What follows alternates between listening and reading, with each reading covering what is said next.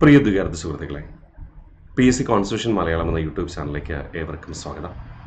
നമ്മൾ കഴിഞ്ഞ ദിവസം, അതായത് ഇന്നലെ, നമ്മൾ പഠിച്ചു ഇന്ത്യൻ ഭരണഘടനയിലെ 17ാമത്തെ പാർട്ടിൽ 8ാമത്തെ പട്ടികയിലാണ് ഔദ്യോഗിക ഭാഷകളെക്കുറിച്ച് പരാമർശമുള്ളത്. ഇന്ത്യൻ ഭരണഘടന നിലവിൽ വന്നപ്പോൾ 14 ഭാഷകളുണ്ടായിരുന്നു. നിലവിലത് 22 ആണ്. 8 ഭാഷകൾ കൂട്ടിച്ചേർക്കപ്പെട്ടു. ആ 8 ഭാഷകൾ കൂട്ടിച്ചേർക്കപ്പെട്ട ഏതൊക്കെ ഭരണഘടനാ ഭേദഗതിയിലൂടെയാണ് എന്ന് നമ്മൾ പഠിച്ചു അല്ലേ? 1967 21ാം ഭരണഘടനാ ഭേദഗതിയിലൂടെ സിന്ധി, 1992 71ാം ഭരണഘടനാ ഭേദഗതിയിലൂടെ കൊങ്കണി, മണിപ്പൂരി, നേപ്പാളി എന്നിവ, 2003 92ാം ഭരണഘടനാ ഭേദഗതിയിലൂടെ ബോഡോ, ഡോഗ്രി, മൈഥിലി, സാന്താളി എന്നിവയും. ശരിയല്ലേ? ഇന്ന ദിവസം നമ്മൾ പഠിക്കാൻ പോകുന്നത് ഇന്ത്യൻ ഭരണഘടന നിലവിൽ വന്ന 1950 ജനുവരി 26 8ാം പട്ടികയിൽ എത്ര ഭാഷകളുണ്ടായിരുന്നു? 14 ഭാഷകളുണ്ടായിരുന്നു. ആ 14 ഭാഷകളും നമുക്ക് പഠിക്കാൻ എളുപ്പത്തിന് വേണ്ടിയിട്ട് ഞാൻ ഉൾപ്പെടുത്തി വെച്ചിട്ടുണ്ട്. ഓക്കെ, വെറുതെ ഒന്ന് ചിന്തിച്ച് നോക്കിയേ. നമ്മൾ വടക്കേ ഇന്ത്യയിൽ സ്വാതന്ത്ര്യ സമര കാലഘട്ടത്ത് പ്രചാരണത്തിലുണ്ടായിരുന്ന പ്രധാന ഭാഷകൾ ഏതൊക്കെയാണ്? സ്വാതന്ത്ര്യ സമര കാലഘട്ടത്ത് സ്വാതന്ത്ര്യ സമര ആശയങ്ങൾ പ്രചരിപ്പിക്കുവാനായിട്ട് ഉപയോഗിച്ചിരുന്ന പ്രധാനപ്പെട്ട ഭാഷകൾ ഏതൊക്കെയാണ്? യെസ്, ബംഗാളി ഉണ്ടായിരുന്നു, ഉറുദു ഉണ്ടായിരുന്നു അല്ലേ? ബംഗാളി ഉണ്ടായിരുന്നു, ഉറുദു ഉണ്ടായിരുന്നു, ഹിന്ദി ഉണ്ടായിരുന്നു, പിന്നെ സംസ്കൃതവും. 4 ഭാഷകൾ പഠിച്ചേ. ഹിന്ദി, സംസ്കൃതം, ഉറുദു, ബംഗാളി, 4 ഭാഷകൾ. സ്വാതന്ത്ര്യ സമര കാലഘട്ടത്ത് ആശയപ്രചരണത്തിന് വേണ്ടി ഏറ്റവും കൂടുതൽ ഉപയോഗിച്ചിരുന്നത് ഏതൊക്കെയായിരുന്നു? ബംഗാളി ആയിരുന്നു, പിന്നെ ഉറുദു, സംസ്കൃതം, ഹിന്ദി, 4 ഭാഷകളും പഠിച്ചേ. ഇനി ദ്രാവിഡ ഭാഷകൾ ഏതൊക്കെയാ? പറഞ്ഞേ, നിങ്ങൾക്കറിയാം ദ്രാവിഡ ഭാഷകൾ ഏതൊക്കെയാ? യെസ്, ഏറ്റവും പഴയ തമിഴ്, പിന്നെ ഏറ്റവും കൂടുതൽ ആൾക്കാർ സംസാരിക്കുന്ന തെലുങ്ക്, കന്നഡ, മലയാളം അല്ലേ? യെസ്, അപ്പോൾ 4 ദ്രാവിഡ ഭാഷകളായി. സ്വാതന്ത്ര്യ സമര കാലഘട്ടത്ത് ആശയപ്രചരണത്തിന് വേണ്ടി 4 ഭാഷകൾ: ബംഗാളി, ഉറുദു, സംസ്കൃതം, ഹിന്ദി. ദ്രാവിഡ ഭാഷകളായ തമിഴ്, തെലുങ്ക്, കന്നഡ, മലയാളം. 8 സിമ്പിൾ അല്ലേ? 8 ഇനി നമുക്ക് പടിഞ്ഞാറ് ഇന്ത്യയിലേക്ക് പോയാൽ പടിഞ്ഞാറ് ഇന്ത്യൻ സാഹിത്യത്തിൻ്റെ ഏറ്റവും പ്രധാനപ്പെട്ട ഭാഷകൾ എന്ന് പറയുന്നത് പടിഞ്ഞാറേ ഇന്ത്യൻ സാഹിത്യത്തിൻ്റെ പ്രധാന ഭാഷകൾ. പടിഞ്ഞാറ് ഇന്ത്യയിലുള്ള സംസ്ഥാനങ്ങൾ നോക്കിയേ. ഗുജറാത്ത് ഉണ്ട് അല്ലേ? ഗുജറാത്ത് ഉണ്ട്. യെസ്, ഗുജറാത്ത് ഉണ്ട്. പിന്നെ മഹാരാഷ്ട്ര ഉണ്ട് അല്ലേ? പിന്നെ യെസ്, പഞ്ചാബ് ഉണ്ട്. നോക്കിയേ, അതുമായി ബന്ധപ്പെട്ട ഭാഷകൾ നോക്കിയേ.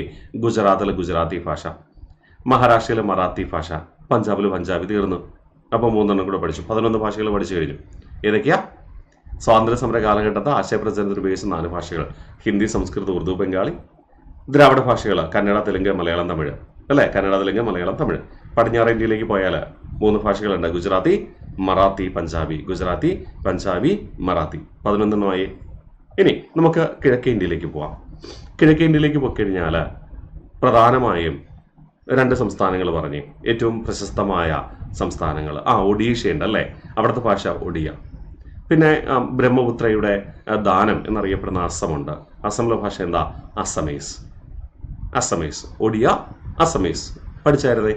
ഇനി മുഗൾ ഭരണാധികാരികൾക്ക് ഏറ്റവും കൂടുതൽ ഇഷ്ടപ്പെട്ട ഭൂപ്രദേശം കാശ്മീരായിരുന്നു അല്ലേ? ആ ഒരു ഭാഷ കൂടെ നമുക്ക് എടുക്കാം, കാശ്മീരി. അപ്പം 14 ഭാഷകൾ. നോക്കിയേ, സിമ്പിൾ അല്ലേ? സിമ്പിളായിട്ട് മനസ്സിലിരിക്കില്ലേ? കാണപ്പടം പഠിക്കണമെന്നേ. സ്വാതന്ത്ര്യ സമര കാലഘട്ടത്ത് ഉപയോഗിച്ചിരുന്ന 4 ഭാഷകൾ ഇതൊക്കെ: ഹിന്ദി, സംസ്കൃതം, ഉറുദു, ബംഗാളി. ദ്രാവിഡ ഭാഷകൾ 4. ഓക്കെ, നമ്മൾ മുകളിൽ നിന്ന് താഴേക്ക് വന്നാൽ കർണാടകത്തിൻ്റെ കന്നഡ, ആന്ധ്ര തെലുങ്കാന അല്ലേ? തെലുങ്ക്. പിന്നെ കേരളത്തിൻ്റെ മലയാളം, തമിഴ്നാടിൻ്റെ തമിഴ്, കന്നഡ, തെലുങ്ക്, തമിഴ്, മലയാളം. ഓക്കെ, പിന്നെ പടിഞ്ഞാറൻ ഇന്ത്യയിലേക്ക് പോയാൽ മഹാരാഷ്ട്രയുണ്ട്, ഗുജറാത്ത് ഉണ്ട്, പഞ്ചാബ് ഉണ്ട് അല്ലേ? മറാത്തി, ഗുജറാത്തി, പഞ്ചാബി. സിമ്പിൾ. ദെൻ കിഴക്കേ ഇന്ത്യയിലേക്ക് പോയാൽ ഒഡിയ, അസമീസ്. പിന്നെ ഇന്ത്യയുടെ തലപ്പത്തുള്ള മുഗളന്മാർക്ക് ഏറ്റവും പ്രിയപ്പെട്ട പ്രദേശമായ കാശ്മീർ. സിമ്പിൾ. 14 ഭാഷകൾ.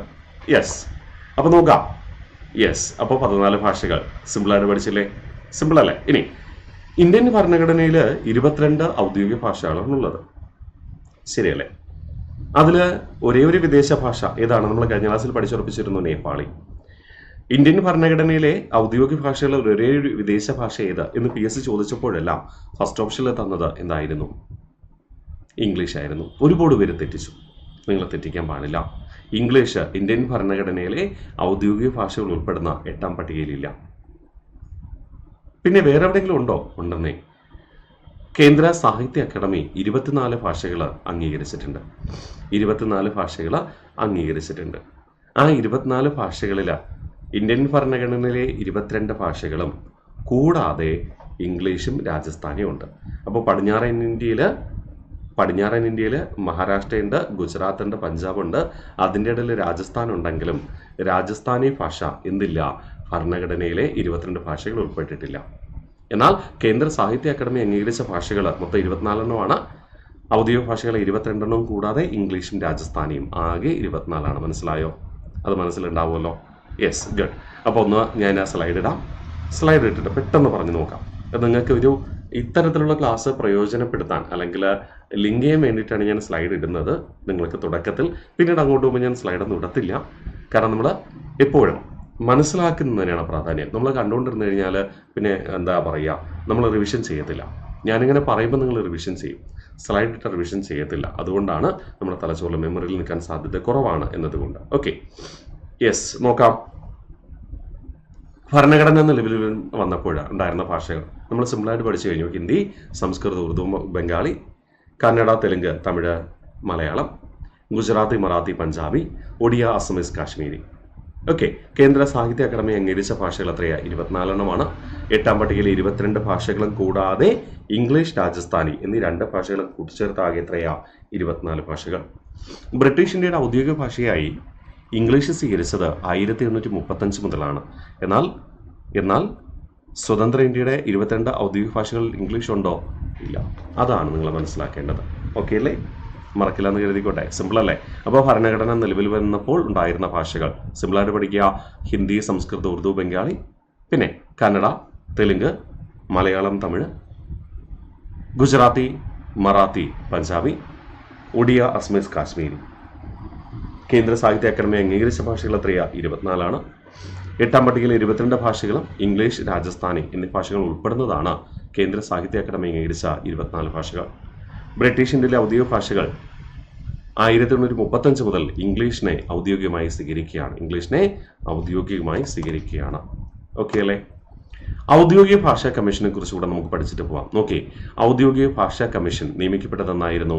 1955 ഔദ്യോഗിക ഭാഷാ കമ്മീഷന്റെ അധ്യക്ഷൻ ആരാണ്? BG ഖേർ ആണ്. ഓക്കെ, BG ഖേർ റിപ്പോർട്ട് സമർപ്പിക്കുന്നത് 1956. 55 നിയമിച്ചു, റിപ്പോർട്ട് സമർപ്പിച്ച 56. ഓക്കെ, ഔദ്യോഗിക ഭാഷാ നിയമം പ്രാബല്യത്തിൽ വന്നതെന്നാണ്? 1963. 1963 ഔദ്യോഗിക ഭാഷാ നിയമം നിലവിൽ വന്നു. ഈ ഔദ്യോഗിക ഭാഷാ നിയമപ്രകാരം എന്ത് ചെയ്തു? ഹിന്ദിയെ ഔദ്യോഗിക ഭാഷയായി പ്രഖ്യാപിച്ചു. ഇനി ഹിന്ദി പൂർണ്ണമായും ഔദ്യോഗിക ഭാഷയായി ഉപയോഗിച്ചു തുടങ്ങിയത് എന്ന് തൊട്ടാണ്? 1965. ഓക്കെ, ഭരണഘടന നിലവിൽ വന്നത് മുതൽ 1965 വരെ ഔദ്യോഗിക ഭാഷ ഇംഗ്ലീഷ് ആയിരുന്നു. 1965 മുതൽ BG ഖേർ അധ്യക്ഷനായ ഭാഷാ കമ്മീഷന്റെ നിർദ്ദേശപ്രകാരം ഇന്ത്യയുടെ ഔദ്യോഗിക ഭാഷ എന്തായിട്ട് മാറി? ഹിന്ദിയായിട്ട് മാറി. ഇത് PSC എപ്പോഴും ചോദിക്കുന്നത് കേട്ടോ. ഇന്ത്യയുടെ ഔദ്യോഗിക ഭാഷ ഹിന്ദിയായി പൂർണ്ണമായി ഉപയോഗിച്ചു തുടങ്ങിയത് ഏത് വർഷം മുതൽ? 1965 മുതൽ. 1965 വരെ എന്തായിരുന്നു ഇന്ത്യയുടെ ഔദ്യോഗിക ഭാഷ? ഇംഗ്ലീഷ് ആയിരുന്നു. ഇംഗ്ലീഷ് 65 വരെ ഇന്ത്യയുടെ ഔദ്യോഗിക ഭാഷ ആയിരുന്നെങ്കിലും 22 ഭാഷകൾ 8ാം പട്ടികയിൽ ഇംഗ്ലീഷ് ഉണ്ടോ? ഇല്ല. അതാണ് നമുക്ക് വേണ്ടത്. അപ്പോൾ ഔദ്യോഗിക ഭാഷാ കമ്മീഷനെ നിയമിച്ചത് 1955. അധ്യക്ഷൻ ആരാണ്? BG ഖേർ ആണ്. BG ഖേർ അധ്യക്ഷനായ ഔദ്യോഗിക ഭാഷാ കമ്മീഷൻ റിപ്പോർട്ട് സമർപ്പിച്ചത് 1956. ഔദ്യോഗിക ഭാഷാ നിയമം നിലവിൽ വന്നത് 1963. ഹിന്ദിയെ പൂർണ്ണമായി ഔദ്യോഗിക ഭാഷയെ ഉപയോഗിച്ചു തുടങ്ങിയതെന്നാണ്? 1965. ഭരണഘടന നിലവിൽ വന്നത് മുതൽ 1965 വരെ ഇംഗ്ലീഷാണ് ഇന്ത്യയുടെ ഔദ്യോഗിക ഭാഷയെ ഉപയോഗിച്ചിരുന്നത്. അതിനുശേഷം 65 മുതൽ എന്തായിട്ട് മാറി? ഹിന്ദിയായിട്ട് മാറി. ഓക്കെ അല്ലേ? എങ്കിലും 8ാം പട്ടികയിൽ ഇതുവരെ ഇംഗ്ലീഷ് ഉൾപ്പെടുത്തിയിട്ടില്ല. ഓക്കെ അല്ലേ? അപ്പോൾ ഇത്തരം കാര്യങ്ങൾ എഴുതിക്കോട്ടെ. ഇത്തരം കാര്യങ്ങൾ നിങ്ങളുടെ മനസ്സിലുണ്ടാവുമെന്ന് ഞാൻ കരുതുന്നു. കൃത്യമായി പഠിച്ച് മുന്നോട്ട് പോകുക. മാക്സിമം 10 മിനിറ്റാണ് ഞാൻ പറഞ്ഞിട്ടുള്ള ക്ലാസ് ടൈം. ഓരോ ക്ലാസ്സിലും നമ്മൾ ഏറ്റവും പ്രധാനപ്പെട്ട കാര്യങ്ങളാണ് പഠിച്ചുറപ്പിക്കുക. തീർച്ചയായിട്ടും നിങ്ങൾക്കത് പ്രയോജനകരമാണെന്ന് തോന്നിയാൽ നിങ്ങളുടെ ഫ്രണ്ട്സിന് ഷെയർ ചെയ്യുക, ലൈക്ക് ചെയ്യുക. അടുത്ത ക്ലാസ്സിൽ നമ്മൾ ഭാഷയുമായി ബന്ധപ്പെട്ട പ്രധാനപ്പെട്ട വകുപ്പുകൾ നമ്മൾ പഠിച്ചുറപ്പിക്കും. 17ാമത്തെ പട്ടികയിലെ പ്രധാനപ്പെട്ട വകുപ്പുകൾ നമ്മൾ പഠിക്കുന്നു. ഓരോ ഭാഗവും സമ്പൂർണ്ണമായി പഠിച്ച് മുന്നോട്ട് പോകുന്നു. PSCയുടെ ട്രെൻഡ് അനുസരിച്ച് ഓരോ ഭാഗവും പഠിച്ച് മുന്നോട്ട് പോവുകയാണ് ചെയ്യുക. ഓക്കെ.